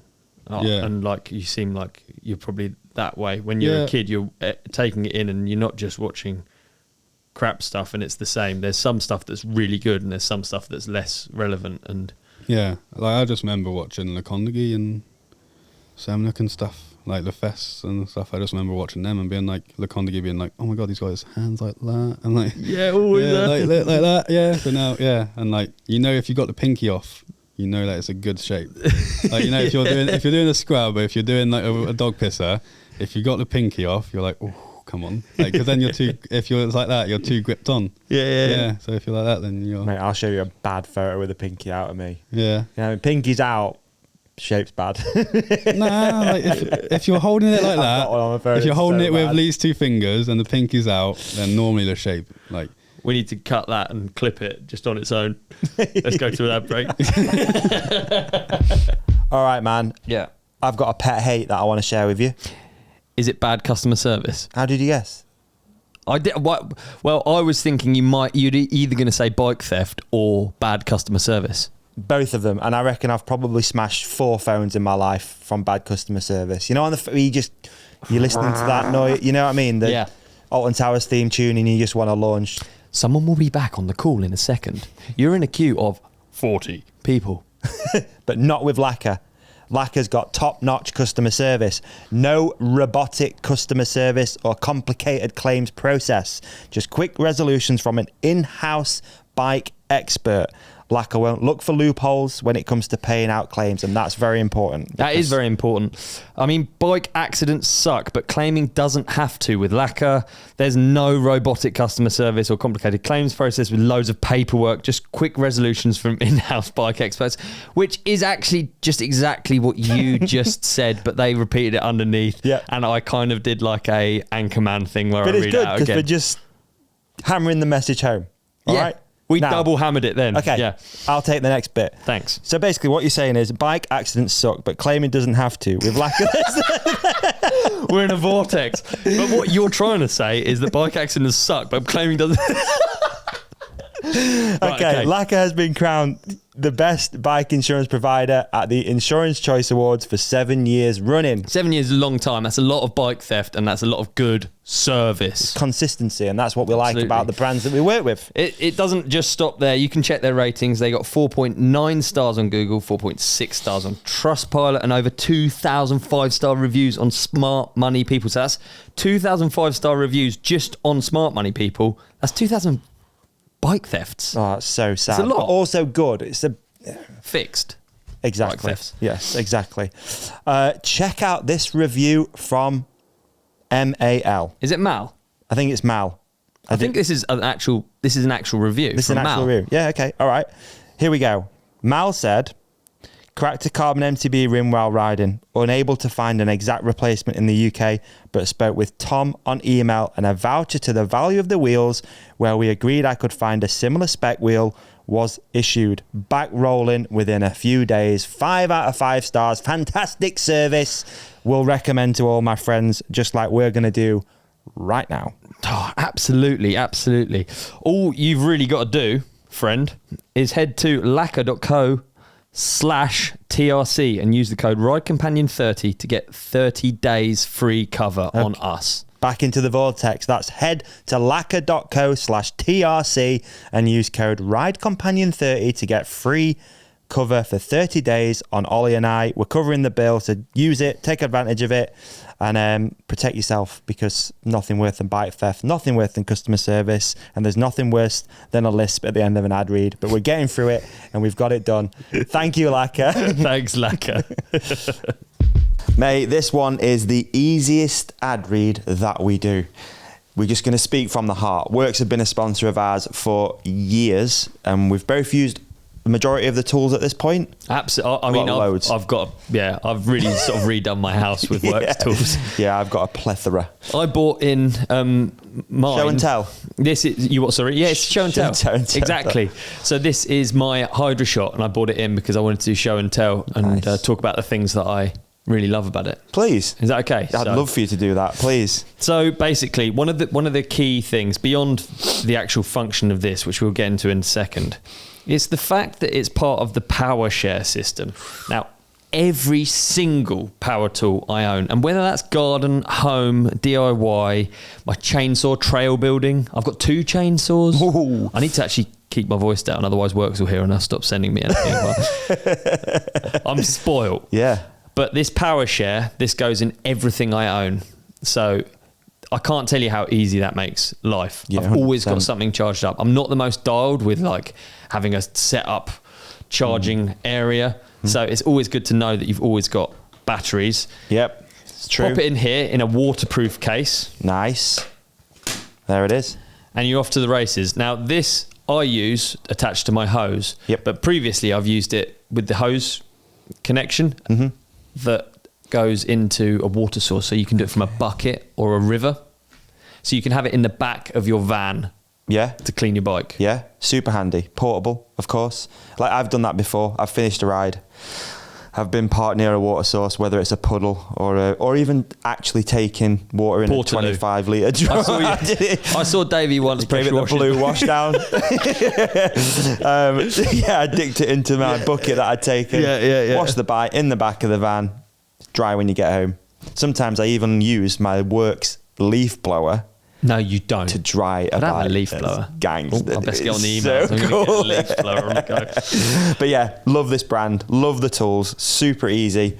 I mean, the Hydra Shot's become a MTB must, hasn't it? I mean, it really has. If you don't own one, you may as well not have a bike. Yeah, your bike's really going to end up landfill. Yeah, basically yeah. This is actually the Nitro version as well. So this is more powerful. Some extra beans. It's got this like adjustable head, so you can adjust like the spray. Like I mean, we don't need to tell you what a pressure washer does. This does what a pressure washer does, but I can't tell you how good it is and how easy it's made my life. And I've been using it for so long. This is literally the easiest advert to do. It's so good. Before I had a hose fitting on my house. Yep. I used to live in a flat. Yep. I used to wheel the bikes into the flat. It was so annoying having muddy bikes. It just meant I had a muddy house. I got this. It literally changed my life. I'm not even joking. I could wash my bikes and I didn't have to live in a pigsty. And then I could get a girlfriend. Dude. And look at us now. This jet wash has changed your entire life. Yeah, it's meant that I can actually have a partner in life. I'm not just on my own with a muddy house. I mean, what an endorsement. It's mind-blowing, isn't it? Yeah. It is mind-blowing. What's even better than that, so people can get a partner, change their life, and save 15%. How much? 15%, dude.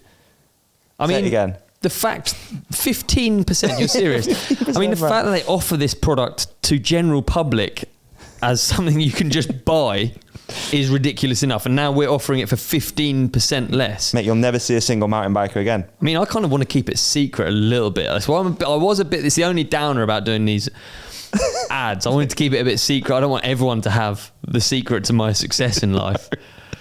All right, maybe we're going overboard. We actually, do you know what? It's a product we don't really need to. The Hydra Shot is absolutely unbelievable.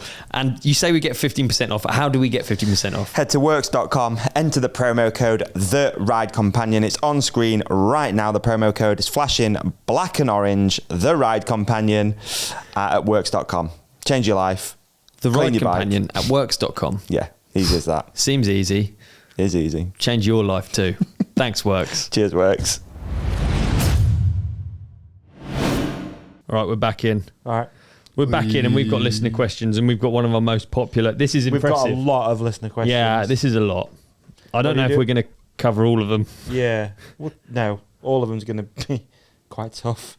Actually, the first question... I can do fast answers. Whatever. Yeah. The first question's, I think, really good. Every now and then... All right, we get a lot of like, what would you rather sort of questions, which are funny. I always like them. I love a would you rather question. But this one is from Jack Loveridge, and he said, "What is the most mentally challenging thing you've encountered while riding bikes?" Oh, that's nice. That's Mentally challenging things. Yeah. I had a huge crash testing Hardline Tassie a couple years ago. Absolutely huge. I was training Dave McMillan into the last jump. He had a horrendous crash in front of me, but luckily I had a bit of slipstream, and it was the last jump. It was a good nearly 30 foot bigger than what it is now. Not like the old last jump, so the creek gap. Yeah. And we thought it was a certain size, it wasn't, and we jumped it short. So he landed really bad, and then I had the slipstream of him, and I guess I pulled a tiny bit more or something, or I had slipstream, and I 50-50'd it, then went over, but still, like, I whiplash and I like hurt, like I just literally my whole arsehole was burnt and everything like that. So I was fine, but I was like whiplash and sore and everything. But then I look around and I just saw Dave like so bad, and it was like terrifying. And then I remember I had 2 weeks or so until Darkfest, and I went there a bit early. I went after the testing. I messaged Ramsey. I was like, "Oh, sorry, but can I come to Darkfest a bit before? Like, it's like from here." And I was like, "Yeah." He was like, "Yeah, come." And I remember I went there, and luckily I had like a few days at Darkfest, because if it was straight into riding, I remember I went up to the 90 and I was like looking at it, and I was like, all I was imagining was the landing. Oof. And like coming into it like that. Like every time I shut my eyes, I just saw Dave literally go like that. And I think until I did it for the first time again that year, I did it, and then I was like, okay, like I'm fine, I'm not like, but until I did it again, I was just, every time I'd like think about it and stuff, I was just thinking of like that. So Dave's was huge, wasn't it? Dave was huge. He went femur, front wheel, femur, like so much, and he did like stuff to his head, and then he sent me a photo like a week later, and he was back to his normal, like, good-looking self. And I was like, "What are your genes? Like, how are you back to being? How are you back to being attractive?" And you've just literally ruined your face. Like, fuck off. But yeah, so I was like, "Oh, fair play."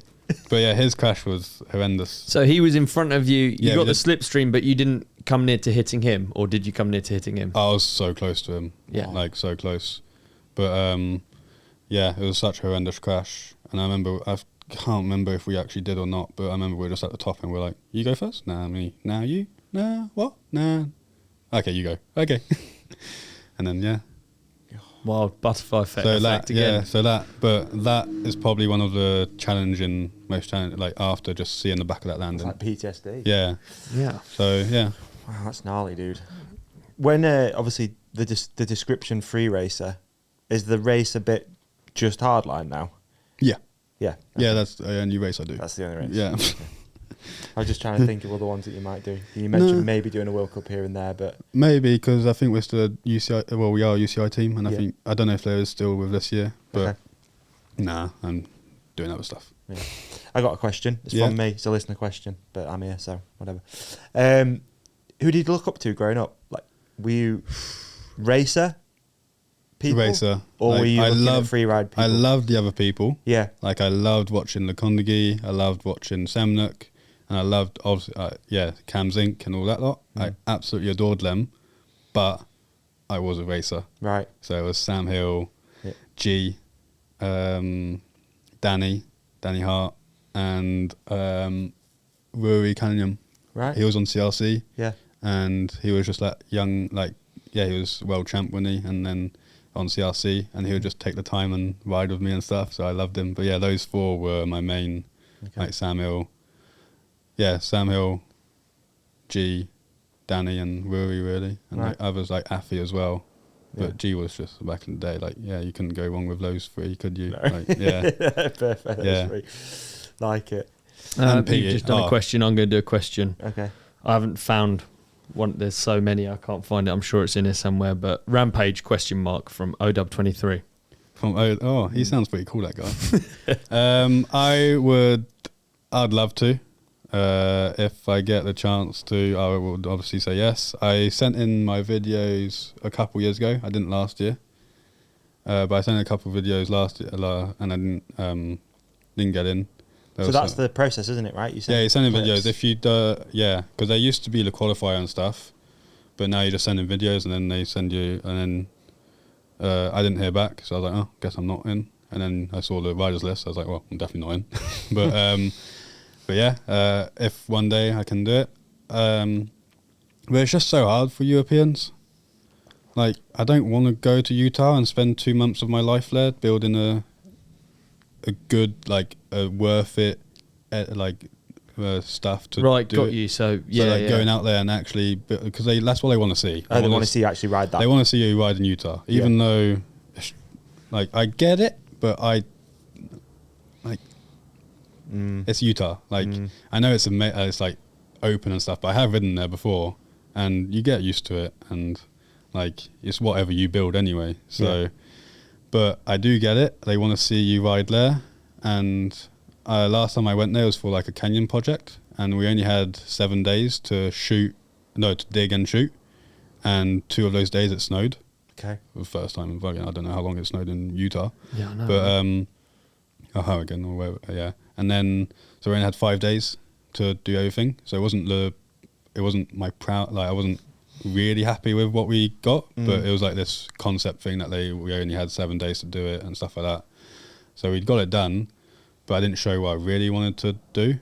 And now I can't, I've got so many other stuff going on, and I don't have the budget to go out there for a month or so and build an insane line that I know I'd be happy with, and then film it and stuff like that.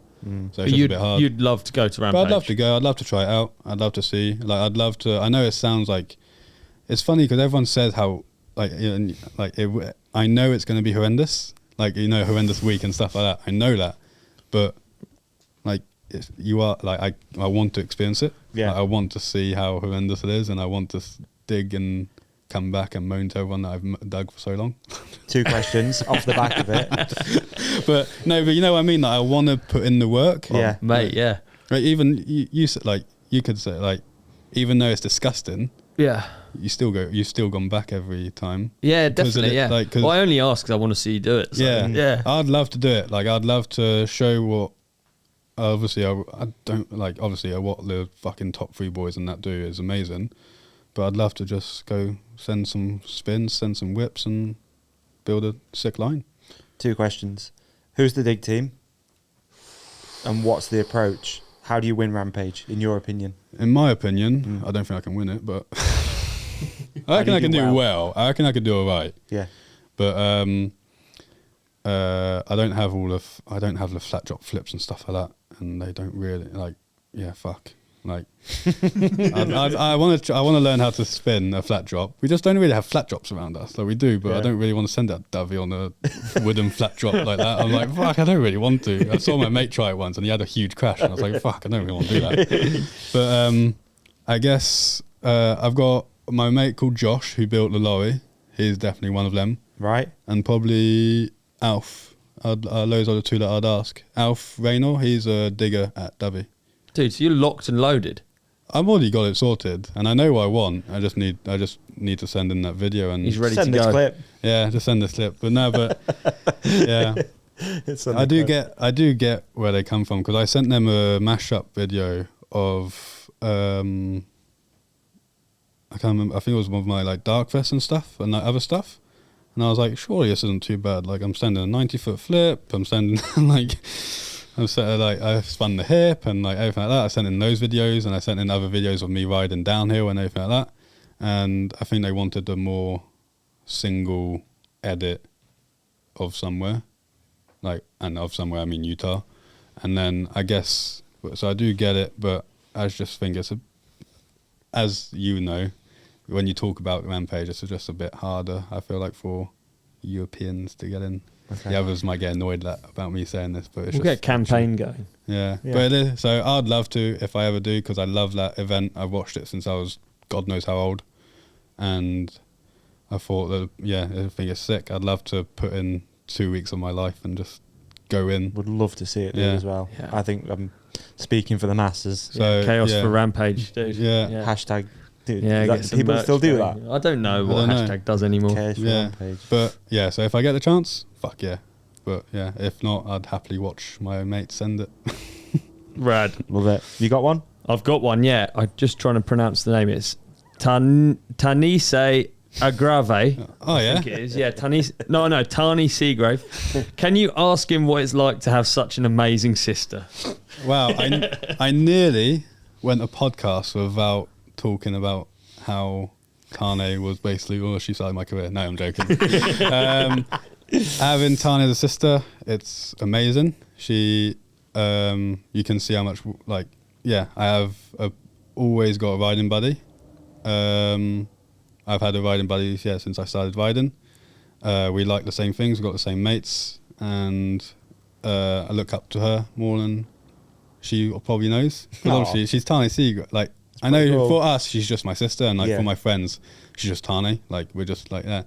But it's when you're walking around places and stuff, like, and you're like, oh, that's Tahnee, and you're like, oh shit, she is kind of a big deal, I guess. And but the work she puts in, and the stuff behind the scenes really does make you want to be like, fuck, I can do more. So Kaos, you're lovely. That was the nicest answer. If I've ever heard an opportunity to roast Tahnee, that was it. And you've just given the nicest answer. Because you don't know how I'm going to get told off on it. No, I think I give her enough grief day to day. You should have done Dirty Secret. It's the worst thing. That's what, no. I annoy her way too much, so I feel like I'm going to be nice, and I'll say... One thing we really haven't touched on in the whole episode, but I want to make sure we get it in, is the new bike. Yeah. I'd like to see that at Rampage. I'd like to see that at Rampage. That's what. Yeah. Were you involved in that process, developing it? No, I was not, because the whole main focus for Orbeo and the team was to get a race bike. Okay. And for them to get that done. Yep. And I just looked at the bike when I was knowing what I was going to do. I didn't know what I was going to do because I still had another year optional with Canyon, so I didn't know what I was going to do because I didn't know if Orbeo would have a bike because I ride Freeride and they didn't have a Freeride bike and stuff like that, so I didn't know. But then they showed me a picture of the bike and I was like, yeah, do you want are you guys, and then they're like, fuck, we want to start going into Freeride, not Freeride, but we'd start going into that market. Yeah. And then I was like, well, fuck it, let's try the bike. I didn't try it until a month ago. Really? Yeah. Yeah. So I've been with Joe. Yeah, I've been on another bike, and then I was just on the Rallon with Triple Crowns and stuff like that. It was sick, but it's not how the bike was supposed to be made. And then so I had nothing to do with it because I was just I just saw a picture of the bike and I was like, yeah, that looks pretty good, doesn't it? And I already had the Wild. The e-bike, and it was based off that, and I was like, well, fuck me, the Wild's literally my favourite bike, so I was like, you know what, and then, because I already had a Wild test and to, to ride, and then I honestly didn't get off that bike once I had that. It felt really bad, because, but I just couldn't get off that bike. Sick. So that new bike is very good. Nice. This is a good one. Jan Poopy. Can you share your Spotify playlist? Your music taste is the best. See, I don't know how, because loads of people say that I've got good music taste. Yeah. If you ask all my friends and everyone who I know, no one wants to listen to my music. Really? Because all I listen to is the same five, not the same, but I have 5 artists. Who's the top at the moment? Who are you listening to? So Juice WRLD, Lil Peep, Suicide Boys, Bones, and... Travis Scott? No, not really Travis Scott. Travis Scott for Metro. Metro. Okay. I like all of what he does, but those 5, and I just go on radio, and then just go on that. But those 5. But if any of my mates, they're like, really, you've got the Yorks, just like that. But for some, So those 5, and I just go on radio. Okay. Yeah, but actually, my Spotify rap last year. Lil Peep was before Juice WRLD, and I was actually really sad because Juice WRLD's been my number 1 for so many years, and I actually felt like I cheated on him. I was like, fuck. He was second, not first. I was like, oh shit, sorry, Juice. But it was Lil Peep though, so it was all good. That's cool, man. Yeah. So basically rap music, music, American rap music. I like a few other stuff, but I basically just listen to that or to be fair, loads for, but I can't forget Wu-Tang. I go on Wu-Tang and just go on. Is that intro music? Yeah, loads. I love like digging with like old school rap. I love that. Like Right. So yeah, Nice. old school rap or new rap kinda. It's just my kinda vibe. I wish I had good riding so I could put good music to it. Go on, next riding clip, just put Suicide Boys and it makes it so much better. It doesn't do. It does. It doesn't work for everyone. You know that, don't No, you? it does. You'll be the next Chaos. You know it don't work for everyone. Yeah. Yeah, it's just like crap guy on a bike with good music. No, just send me your video next time and I'll pick a song for you. And then Deal. There we go. I'll get some clips, send you, and you can do it. Yeah. Perfect. Okay, deal. You've got You're like, what the so many fuck is questions this? about whips here. I'm just going to pick one of them. Takunda_DC, any tips to get better at whips? I just do them. Honestly, you probably you just do them as much as you can. Every time you're in the air, you try a whip, and it will get better. Like I've lost whips on small jumps. I generally cannot whip a small jump anymore. Okay, so let's talk. That's interesting. So the 90. What's the approach? How do you whip the 90 at Darkfest? Okay, this is actually going to sound really annoying, but I've never really whipped the 90 because I've always used the excuse of you're coming in like that, and then it's really fast to then go like that and then back that way. Right. And then this year, Cornflakes Alessio came, and he was doing massive whips towards the left, and I was like, fuck, my excuse anymore doesn't really work. So I've always been trying to learn to whip to the right on that jump, and this year I finally got a few. But I don't whip. But then again, I can't really. I don't go like that to start with. So I need to on a jump. I need to go like that, because I go straight away. Like I slang the bars in straight away as soon as I leave the lip, And pull in. and I just go like that. I don't know really. All I know is I go like that. On a big jump, is it more of a carve? That's what I mean. I carve all the way and then I go like that, but then that's for steep lips. So on a flatter, that's why I didn't really like Crabapple, because they're just so fast and flat. But then for other people, if you do like a table whip, then other people prefer the flatter long jumps. Yeah. If you do like a whip where you go like that, instead of straight away like that. So it's just do them loads. I just do them as much as you can. But that's the thing, like like when I meant big jumps, I mean like big, like the last rocket or whip off jumps, like because you're just so used to doing that. I can't, just small jumps now. I just struggle. Okay. Like I don't struggle. Like, obviously I can still whip, but not how you do big jumps because you got more time and they're just way fun on bigger jumps. Yeah. Nice. It's a good answer. Yeah, it is Fantastic solid. answer. Yeah, You got one, Davey? but to say how, I don't know how you would say. I just move my bike. Well, I don't honestly, really know. I'm so sorry, but I can't explain how I you mean, do it. a flat jump whip I find really difficult. Maybe you need, and Crabapple I find really hard, like on those Yeah. jumps. Maybe you need a day with Reader. Yeah, Just his new coaching thing. Come on. All right, we got another one. Charlie.Wilson, 15, I think it is. Dream rider to film with. I've had the privilege to film with quite a few people, but if I'm going to say one, I think it would be... I don't know really. There's a lot. I think I'll have to go Samanuk. Yeah. Yeah. Like, you just got to, haven't you? Like, Master. like I know he'd make you feel shit, but I'd love to just go out filming, because obviously you see all the perfect stuff, but I want to see if he's, because I've never really seen him riding outside of it, so I'd love to just watch him as well. And that's why I'd want to film with him. I'd love to watch him and like feed off,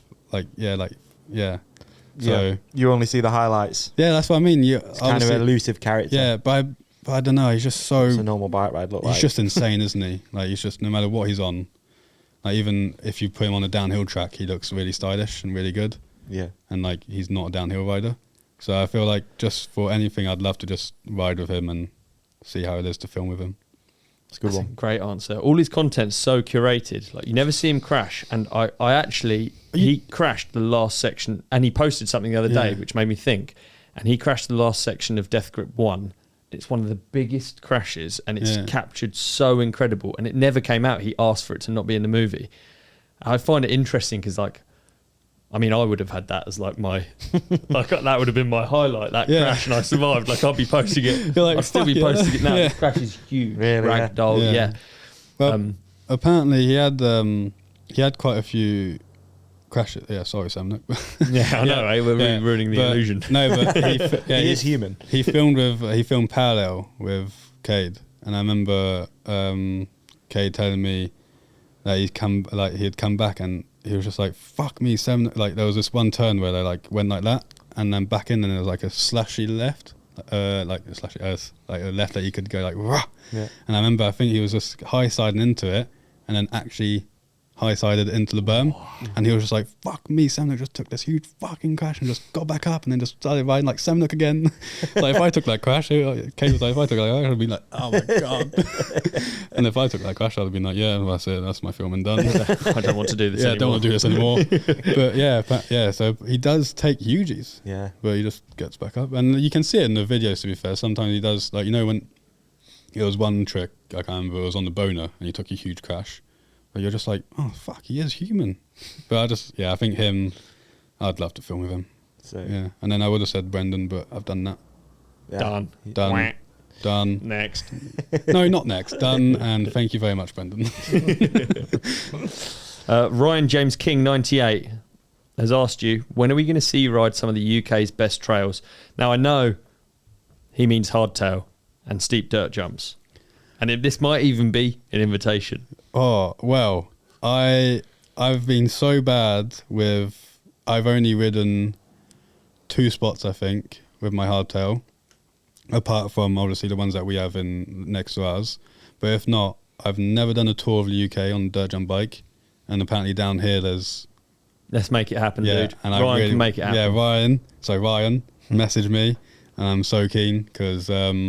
honestly, that's what all I hear is how good the fucking trails are over here and in the UK, no matter, like, not just down here but everywhere. And I've never really ridden any, so I need to. He's asking because he wants to see it, dude. Yeah, exactly. I'd like to see it too. So yeah, like you said back in the day, like you can't beat like trails, can you? Nah, simple bike. Yeah, simple bike, simple, just lovely jumps and with your mates, and can't go wrong. Best. So Ryan, give us a message. Banger episode. Absolute pleasure Thank to finally you sit down. so much for having me, guys. It's been a long time coming, this one, I feel like. We've been going back and forth for ages trying to make this one happen. So I'm not the best at replying. No, you're pretty good, actually. I thought I was like, fuck. I thought it was going to be 2026 until we did this, to be honest. That was amazing. What a podcast. I really enjoyed that. Thank you, guys. Big up. I actually had a lot of fun. Is there anything you need to promote? You got anything coming out? Nothing coming out. No. I've just got events coming out, but I hope you guys enjoyed it, and go check out the new Orbea bike. Go check out the new Orbea bike. If you don't already, sponsor's dream, man. Sponsor's dream. Yeah. And if you don't already, obviously it's at Kaos Seagrave.